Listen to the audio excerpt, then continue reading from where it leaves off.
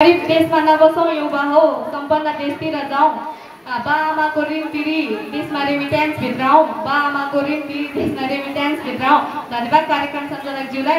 आदरणीय यसभन्दा सभाध्यक्षज्यू, अतिथि प्रमुख अतिथि ज्ञानको ज्योति प्रधान अध्यापकज्यू, ज्ञानको ज्योति छर्नु हुने गुरुवर्ग, एक हातमा तराजु र अर्को हातमा कलम लिएर दुधको दुध र पानीको पानी छुट्याउन बस्नुभएका निर्णायकज्यू र मेरो पछि तथा विपक्षमा रहेर आफ्नो प्रतियोगिता प्रदर्शन गर्नुहुने सम्पूर्ण साथीहरूमा म रिदिमा तामाङको तर्फबाट स्वीकार्नुहोस् न्यानो अभिवादन।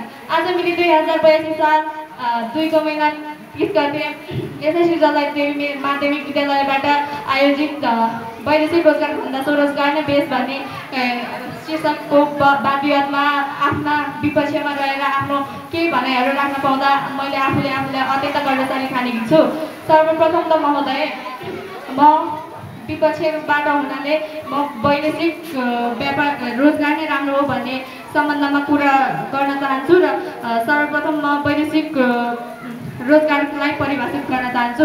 आय आर्जन वैदेशिक रोजगार भन्नाले आय आर्जनको लागि कुनै आफ्नो देशभन्दा बाहिरी देशमा गएर श्रम र शारीरिक र मानसिक श्रम र रोजगार गर्नु नै वैदेशिक रोजगार हो भन्ने बुझिन्छ। विश्व बजारमा विभिन्न देशहरूबाट हाल विभिन्न जनशक्तिहरू अरू देशमा वैदेशिक रोजगारका लागि खपत हुने गर्दछन्। वर्तमान नेपाली अर्थतन्त्र वैदेशिक रोजगारको विश्लेषणले नै धानिरहेको छ। वैदेशिक रोजगारले बेरोजगारी जस्तो महत्त्वपूर्ण सामाजिक समस्या मात्र नभएर समाधान गर्ने मात्रै नभएर वैदेशिक रोजगारबाट देशमा भित्रिएका रेमिट्यान्सले देशको आर्थिक कुरामा सहयोग पनि पुर्याएको छ।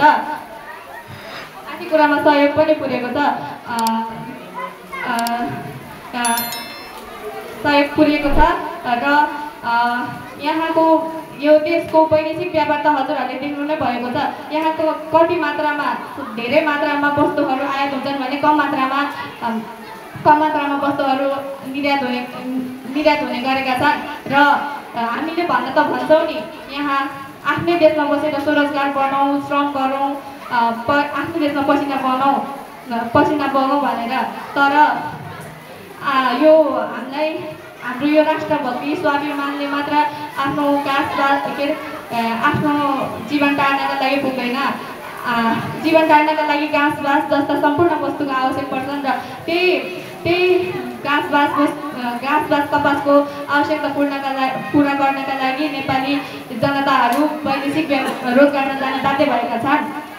मेरो पूर्वका साथीले भन्नुभयो कि मानिसहरू विदेशमा जान्छन् र सबैजना बाक्सामा प्याक भएर आउँछन्, तर यो त कदापि होइन, म यसमा कदापि सहमत छुइनँ। यदि मानिसहरू देशमै बसेर स्वरोजगार नै बन्यो भने पनि यहाँ किन कोही मान्छे मर्दैनन् र म यहाँ समूह प्रश्न गर्न चाहन्छु। वैदेशिक रोजगारमा गएर पनि मान्छे मर्छन्, त्यो त प्राकृतिक नियम नै हो। मृत्यु भनेको प्राकृतिक नियम हो। त्यसैले स्वरोजगार भन्ने नि वैदेशिक रोजगारको क्रममा बाहिर गए पनि मानिसहरू मृत्यु निश्चित हुन्छ। र मेरो पूर्वका साथीले अझै एउटा कुरा भन्नुभयो कि आफू आफ्नो परिवार साथीहरूसँग साथ नै छैन भने त्यो धन के काम भन्नुभयो। अब यदि हामीले हाम्रो परिवारसँग बसेर हामीले हाम्रो परिवारको लागि केही गर्नै सकेको छैनौँ भने त्यो मान्छे त्यो परिवारको सदस्य हुनुको के अर्थ भयो र महोदय। र यदि त्यो पहिला दुःख गरेन त सुख आउँछ, दुःखै गरेन भने सुख त कहाँबाट आउँछ र महोदय। त्यसैले वैदेशिक रोजगारमा जानु पनि कम होइन भन्दै र यहाँ स्वरोजगारका रूपमा पसिना एउटाले बगाउँछ र पैसा जति चाहिँ सबै बितौलीले खाने क्रममा, त्यसैले हामीले हाम्रै दुःखले पसिना बगाउँ र अरूलाई बिचौली तथा कोहीलाई पैसा नदिउँ भन्दै मेरो यहीँ भन्नेहरू यहाँ टुङ्गाउन चाहन्छ। धन्यवाद।